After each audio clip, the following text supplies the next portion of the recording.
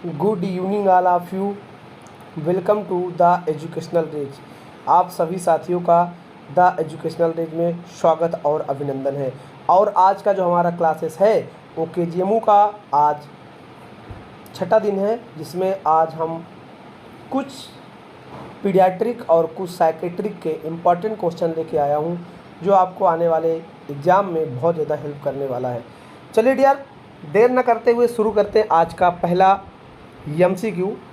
और एमसीक्यू शुरू करने से पहले बोलूँगा कि अभी तक आपने मेरे चैनल को सब्सक्राइब नहीं किया तो प्लीज़ आप मेरे चैनल को सब्सक्राइब कर दीजिए, वीडियो को लाइक कर दीजिए और शेयर कर दीजिए, जिससे आने वाला नोटिफिकेशन आपको पहले मिले। और हमारी वीडियो जो डलती है डेली 6 बजे, मैं कोशिश करता हूँ कि आपको वीडियो लाइव कर दूँ और आप लोग अपने नॉलेज को इनहेंस कर सकें। तो आज का जो आपका पहला एमसीक्यू है, पूछा है कि a perception that occur when a sensory stimulus is present but is incorrectly. बोल रहा है कि एक स्टिमुलस है, वो प्रेजेंट तो है बट उसको आप इनकरेक्ट परसीव कर रहे हो, है ना। इनकरेक्ट परसीव कर रहे हो, क्या कहलाएगा? तो क्या बोला? Incorrectly perceive and misinterpreted in known as. तो क्या कहलाएगा वो? क्या वो हेलुसिनेशन कहलाएगा, या डिल्यूजन कहलाएगा, या इल्यूजन कहलाएगा, या नियोलॉजिस्ट कहलाएगा? जल्दी से सारे बच्चे कमेंट बॉक्स में प्लीज़ इसका आंसर दीजिए। मैंने आपको इसकी क्लासेस करवाई थी, कल यूट्यूब पे भी करवाई थी, और इसके पहले आप लोगों को मैंने ऑफलाइन भी पढ़ाया था। इसीलिए मुझे उम्मीद है कि सारे बच्चों का ये सवाल सही होना चाहिए। और जितने भी बच्चे देख रहे हैं इस वीडियो को, सारे बच्चे इस क्वेश्चन में सारे बच्चे कमेंट करके आंसर दें।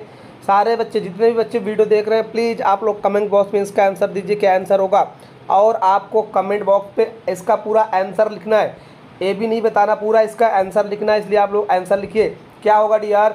एक परसेप्शन है, जैसे कि कोई स्टिमुलस प्रेजेंट है पर आप उसको गलत तरीके से परसीव कर रहे हो, बताइए क्या कहलाता है? क्या हेलुसिनेशन कहलाएगा, डिल्यूजन्स कहलाएगा, इल्यूजन्स कहलाएगा, नियोलॉजिस्ट कहलाएगा? जल्दी से सारे बच्चे कमेंट बॉक्स पे आंसर दीजिए, कमेंट बॉक्स पे सारे बच्चे आंसर दीजिए।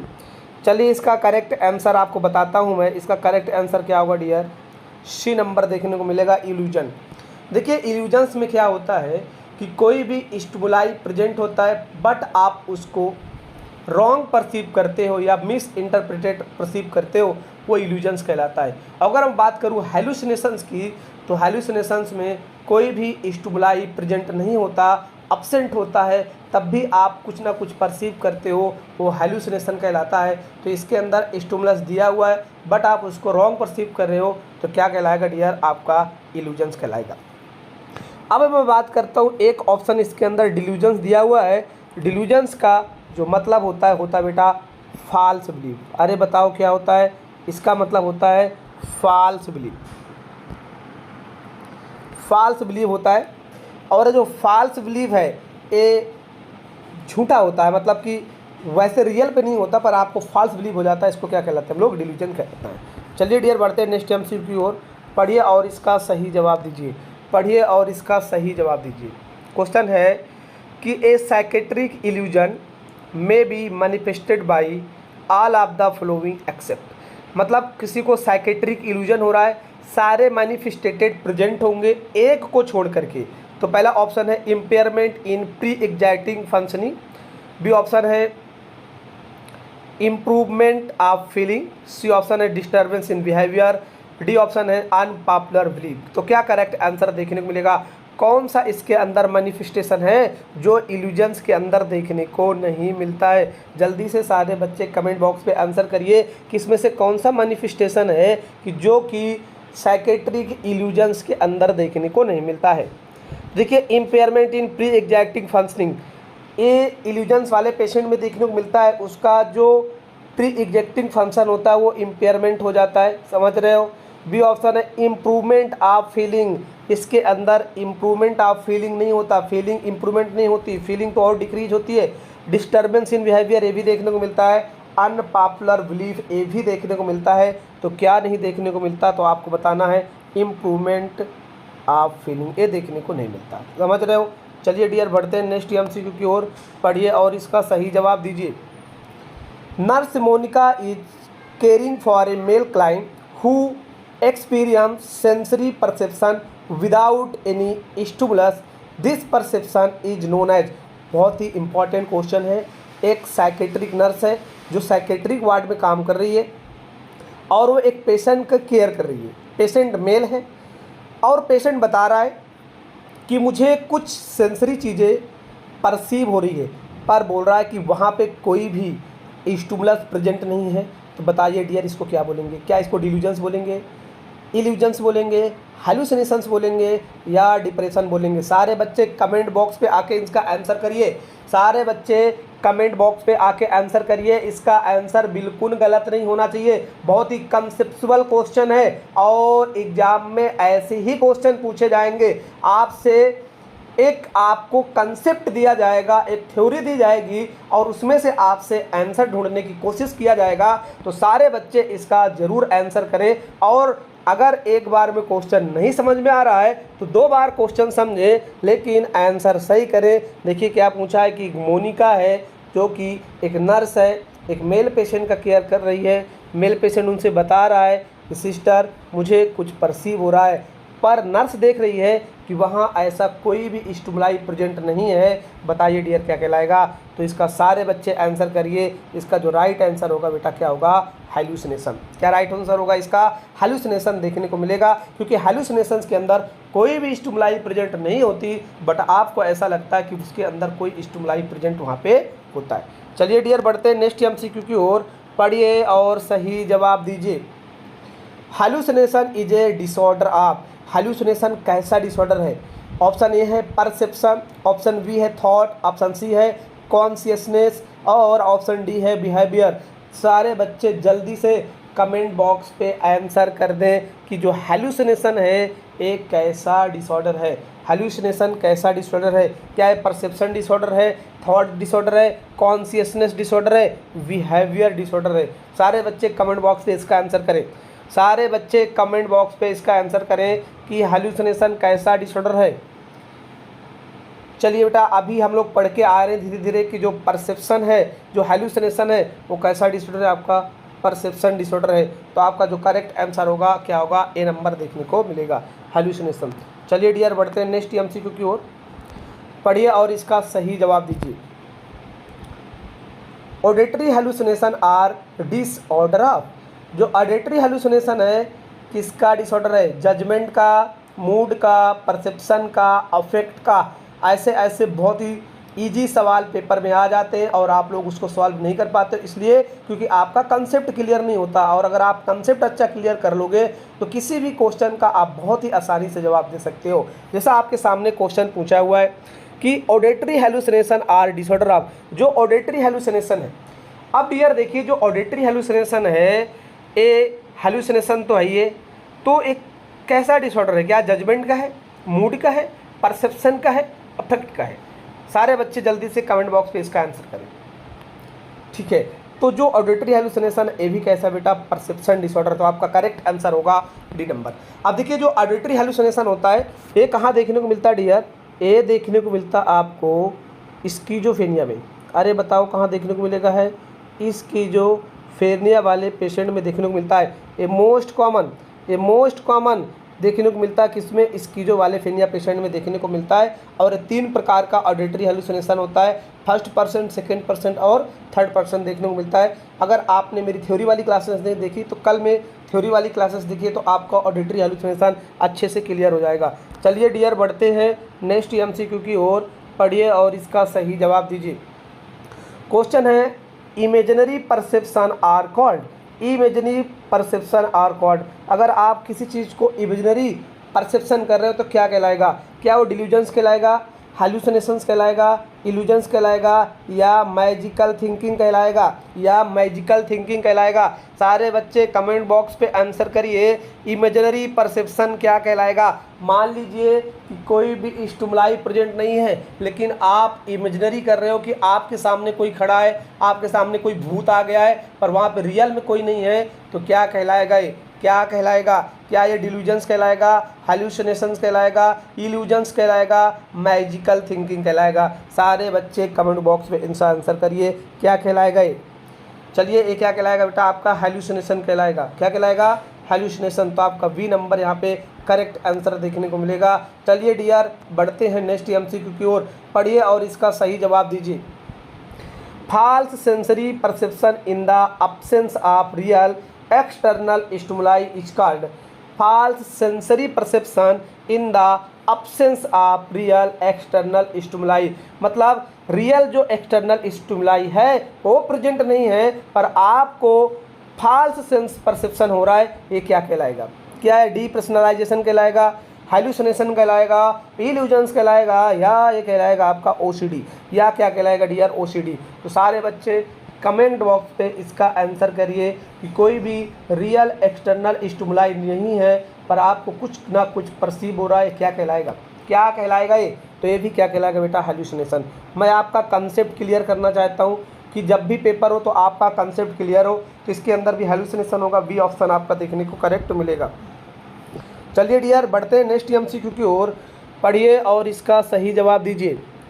पढ़िए और इसका सही जवाब दीजिए। एक्सक्लेसिव ब्रेस्ट फीडिंग हेल्प इन, हो वेरी मोस्ट इंपॉर्टेंट। ये मैंने पीडियाट्रिक्स क्वेश्चन लिया है और बहुत इंपॉर्टेंट क्वेश्चन है जो कि एग्जाम में कई बार रिपीट हुए हैं। तो आप लोग सारे बच्चे कमेंट बॉक्स पे इसका आंसर करिए कि एक्सक्लेसिव ब्रेस्ट फीडिंग हेल्प इन, जो एक्सक्लेसिव ब्रेस्ट फीडिंग है कहाँ कहाँ पे आपको हेल्प कर सकता है? पहला ऑप्शन है कंट्रोलिंग डायरिया, क्या है? डायरिया को कंट्रोल करता है। Option B preventing respiratory tract infection, क्या है? आरटीआई से आपको प्रिवेंट करता है। और सी ऑप्शन है इम्प्रूविंग इम्यूनिटी सिस्टम, क्या है? आपके इम्यूनिटी को इम्प्रूवमेंट करता है। डी ऑप्शन है ऑल ऑफ द एबव, मतलब कि सारे आंसर इसके अंदर सही दिए हुए। जल्दी से कमेंट बॉक्स पे आंसर बताइए कि एक्सक्लेसिव ब्रेस्ट फीडिंग हेल्प इन कहाँ कहाँ हेल्प करता है, कहाँ कहाँ हेल्प करता है? सारे बच्चे कमेंट बॉक्स पे इसका आंसर करिए कि एक्सक्लेसिव ब्रेस्ट फीडिंग आपको कहाँ कहाँ पे हेल्प करता है। तो देखिए जो एक्सक्लेसिव ब्रेस्ट फीडिंग होता है ये बच्चे के जन्म के विद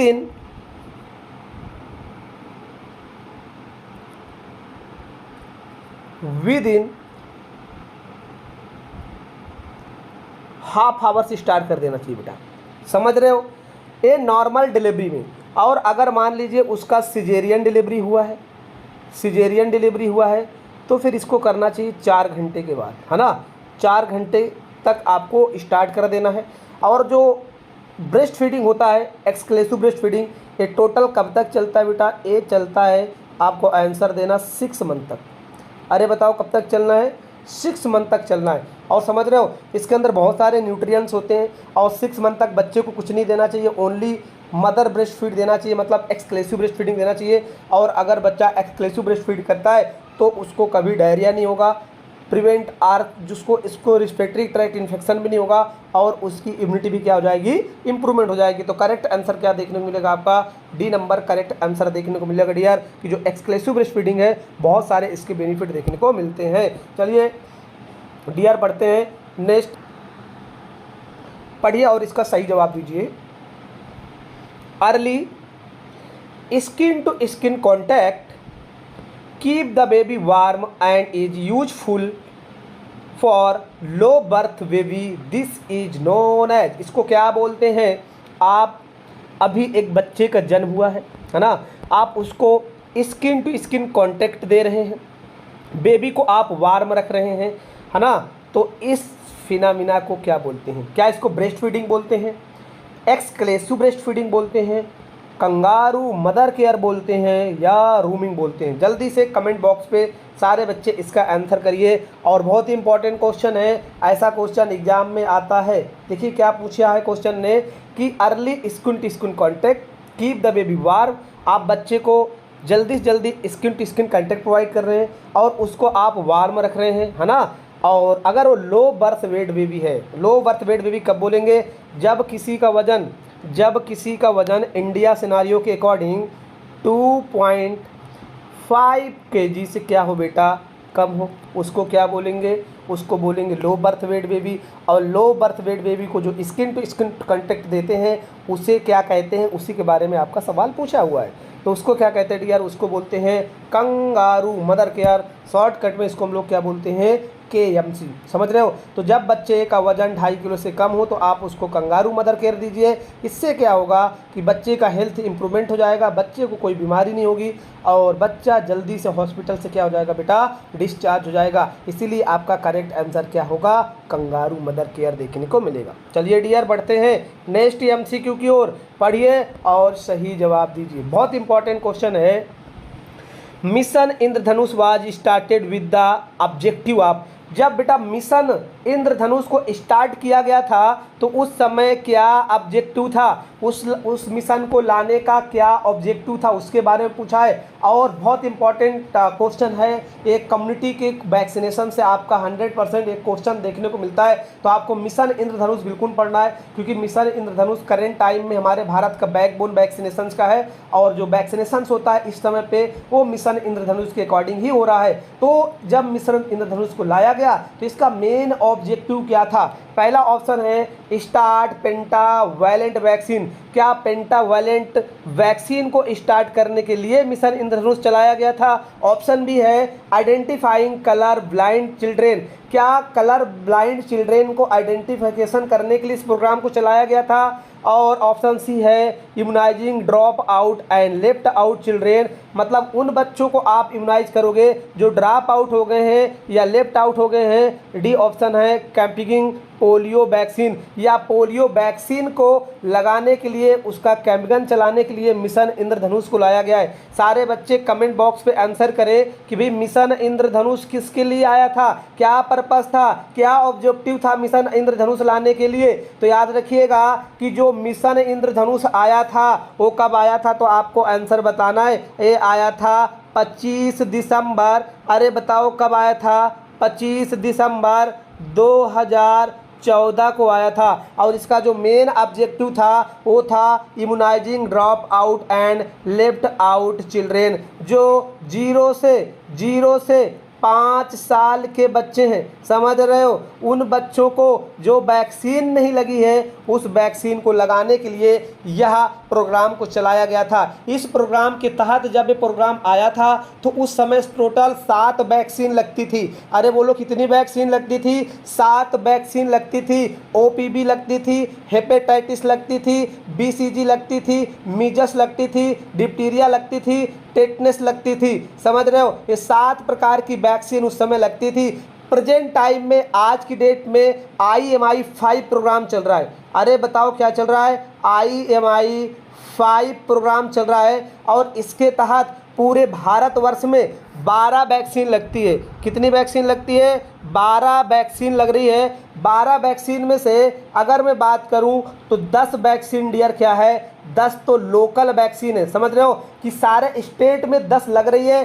12 जो 2 एक्स्ट्रा वैक्सीन है एक किसी स्टेट में लागू है, किसी स्टेट में नहीं लागू। लेकिन जो इंटेंसिफाइड प्रोग्राम चला गया था, जो मिशन इंद्रधनुष आया था, इसके अंदर जो टोटल प्रेजेंट टाइम में जो वैक्सीन है वो कितनी है, तो बताना आपको 12 वैक्सीन है, जिसमें से 10 इंटरनेशनल है और बताओ जो 2 वैक्सीन है वो कैसी है, लोकल, वो किसी स्टेट में लगती है, समझ रहे हो। तो मिशन इंद्रधनुष से क्वेश्चन आता है, कब आया था, 25 दिसंबर 2014 से। मेन इसका ऑब्जेक्टिव क्या था, इम्यूनाइज करना था उन बच्चों को जो ड्रॉप आउट हो गए, लेफ्ट आउट हो गए। तीसरा इसके अंदर आपको बताना है कि जब मिशन इंद्रधनुष आया था तो उस समय टोटल 7 वैक्सीन थी, क्योंकि इंद्रधनुष का जो कलर होता है कितने कलर से मिलकर बना होता है, 7 कलर से। और अगर आपने ये याद रख लिया तो आपको क्वेश्चन याद हो जाएगा कि 7 कलर से आपका वैक्सीन बना होता था, कौन सा, मिशन इंद्रधनुष। तो मिशन इंद्रधनुष में जो टोटल वैक्सीन थी 7, लेकिन अभी प्रेजेंट टाइम में टोटल 12 वैक्सीन है। बोलो कितनी वैक्सीन है,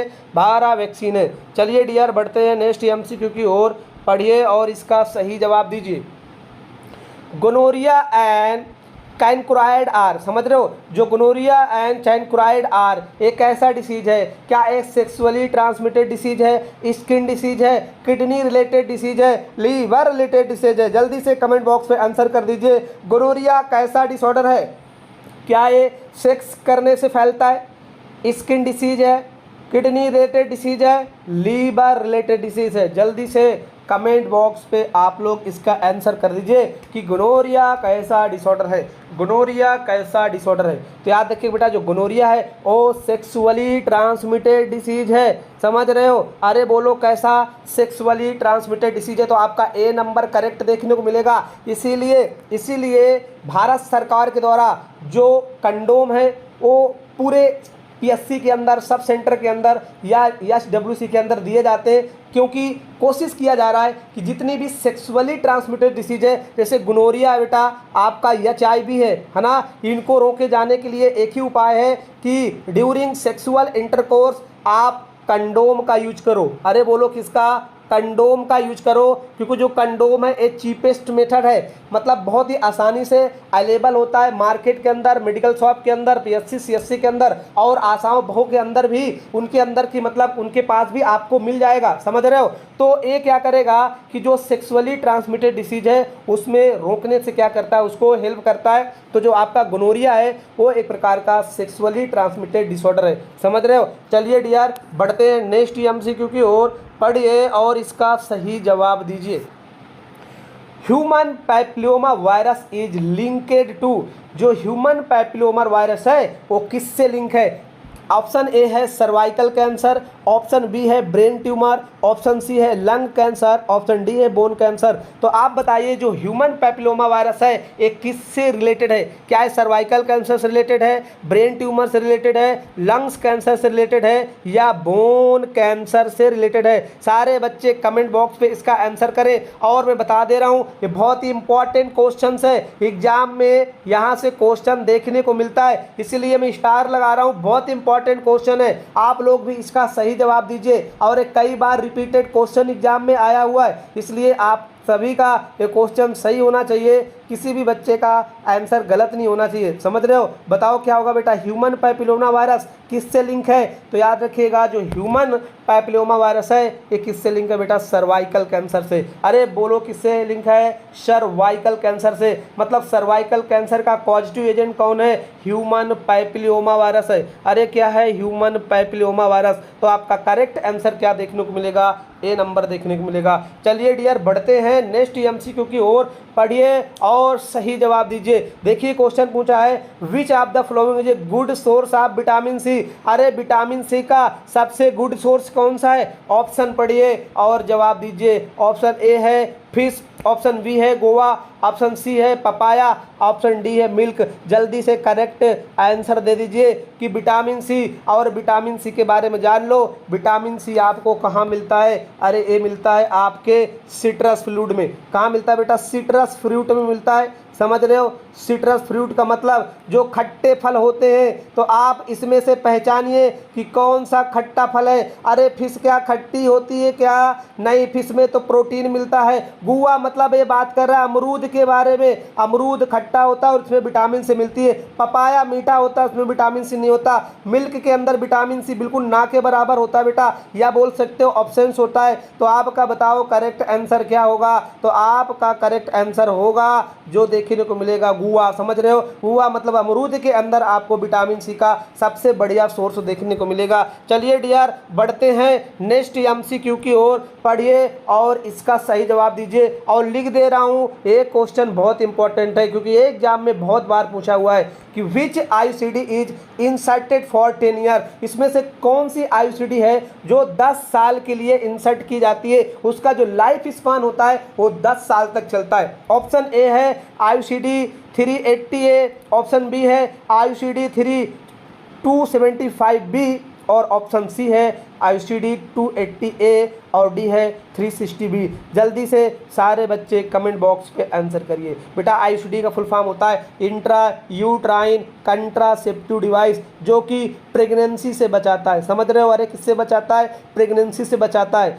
और इसको इंसर्ट करने का सबसे बेस्ट टाइम होता है विद इन, अरे बोलो with in 10 days of menstruation cycle. Menstruation cycle आने से, समझ रहे हो, मेंस्ट्रुएशन साइकिल आने से 10 डेज के अंदर आप इसको डाल सकते हो। और इसको डालने के बाद जो मोस्ट कॉमन कॉम्प्लिकेशन होता है वो बताओ क्या होता है? वो होता है बेटा ब्लीडिंग। अरे बोलो क्या होता है? ब्लीडिंग होता है। क्वेश्चन बहुत बार पूछा हुआ है कि most common complication of the ICD insertion, अगर आप किसी को आईसीडी लगाए हो तो उसके अंदर क्या सबसे ज़्यादा कॉम्प्लिकेशन हो सकता है, तो आपको बताना है ब्लीडिंग हो जाएगा। कब डालते हैं? विद इन 10 डेज डालते हैं। अरे किस में 10 डेज? मेंस्ट्रुएशन साइकिल के आने के 10 डेज के अंदर डाल देते हैं। और 10 साल तक कौन चलता है, तो बताना है आईसीडी 380A, इसका जो लाइफ स्पान होता है कितने दिन तक होता है? 10 साल तक होता है। जो बेटा आईसीडी 275 है 5 साल तक चलता है। अरे बोलो कितने साल तक चलता है? 5 साल तक। इसको मल्टी लोड भी आईसीडी बोलते हैं और इसका जो लाइफ स्पान होता है वो कितने साल तक होता है? 5 साल तक चलता है। चलिए डियर बढ़ते हैं नेक्स्ट एमसीक्यू की ओर, पढ़िए और इसका सही जवाब दीजिए। आशा सॉफ्ट इजे, आशा सॉफ्ट इज के बारे में पूछा है कि आशा क्या है। क्या आशा एक सॉफ्टवेयर है, या आशा किसी प्रोग्राम के तहत आई है, या आशा कोई स्कीम है, या आशा कोई मिशन है? या आशा कोई मिशन है? जल्दी से कमेंट बॉक्स पे आंसर करिए। आशा की जो रिक्रूटमेंट है किसके द्वारा हुई थी? क्या सॉफ्टवेयर के द्वारा हुई थी, प्रोग्राम के तहत हुई थी, स्कीम के तहत हुई थी, मिशन के तहत हुई थी? सारे बच्चे कमेंट बॉक्स पे आंसर करिए भाई, आशा किसके तहत रिक्रूटमेंट हुई थी? आशा का रिक्रूटमेंट किसके तहत हुआ था? सॉफ्टवेयर के तहत, प्रोग्राम, स्कीम, मिशन? जल्दी से कमेंट बॉक्स पे आंसर करिए। तो देखिए आशा, अरे आशा किसके थ्रू आई थी बेटा? मिशन के थ्रू। और आशा की भर्ती कब स्टार्ट हुई? 2005 में। कब हुई? 2005 में। तब 2005 में क्या आया था? NHM आया था, नेशनल हेल्थ मिशन आया था। और उस मिशन ने किसको जन्म दिया था? आशा को। आशा जो होती हैं एक गांव की रीढ़ की हड्डी होती हैं, वैसी NHM की रीढ़ की हड्डी है आशा, क्योंकि इनको गांव के बारे में जितना पता होता है किसी भी कर्मचारी को पता नहीं होता है। तो जब NHM लॉन्च हुआ था 2005 में, तभी आपकी आशाओं का रिक्रूटमेंट वहाँ से शुरू हुआ था। तो आशा क्या है? एक प्रकार की बेटा मिशन है। समझ रहे हो? ये किसी एग्जाम में आया था, मैंने रिपीटेटिव क्वेश्चन आपको करवाया है, तो आप लोग याद कर लीजिएगा, बहुत इंपॉर्टेंट क्वेश्चन है और आपके एग्जाम में देखने को मिल सकता है। चलिए डियर बढ़ते हैं नेक्स्ट एमसीक्यू की ओर, पढ़िए और इसका सही जवाब दीजिए। और ये आज का लास्ट एमसीक्यू है, ये आज का लास्ट एमसीक्यू है, समझ रहे हो? और अभी तक आपने मेरी वीडियो को लाइक नहीं किया, शेयर नहीं किया, तो प्लीज़ वीडियो को लाइक और शेयर कर दीजिए और कमेंट भी करिए। और अगर अभी आपने चैनल को सब्सक्राइब नहीं किया तो चैनल को भी सब्सक्राइब कर लीजिए। क्वेश्चन पढ़िए, नॉर्मल ग्लोमेरुलर फिल्ट्रेशन रेट, जो नॉर्मल GFR रेट है कितना होता है और GFR रेट कितना होता है? तो आप इसका कमेंट बॉक्स पे आंसर करिए। अब देखिए बेटा, ये जो GFR है कहाँ देखने को मिलता है, तो मैं आपको बता दूं GFR के बारे में। ये देखने को मिलता है, अरे कहाँ देखने को मिलता है भाई? ये देखने को मिलता है आपके प्यारी प्यारी किडनी में। अरे बताओ कहाँ देखने को मिलता है? ये देखने को मिलता है किडनी के अंदर, समझ रहे हो? एक किडनी के अंदर देखने को मिलता है। देखिए एक आई हुई है आर्टरी, समझ रहे हो? ये आर्टरी आई हुई है और इस आर्टरी से हर मिनट किडनी में 1 मिनट में 1200 ml, अरे बोलो कितना? 1200 ml ब्लड आता है। तो उसमें से किडनी में कितना फिल्ट्रेट होता है? तो किडनी में जो फिल्ट्रेट होता है वो कितना होता है? 125 ml पर मिनट। इसी को क्या बोला जाता है? GFR बोला जाता है। और जो GFR है 1 मिनट में कितना है? 125 ml पर मिनट देखने को मिलता है। और ये भी एग्जाम में बहुत बार रिपीटेड क्वेश्चन है कि GFR रेट बताइए, तो GFR जो होता है 125 ml पर मिनट देखने को मिलता है। GFR कहाँ मिलता है? किडनी के अंदर देखने को मिलता है। तो आज का सेशन यहीं पे हम लोग ख़त्म करते हैं, कल न्यू सेशन में आपको फिर से आपका स्वागत रहेगा। तो आज के लिए यहीं तक। Thank you for watching this video.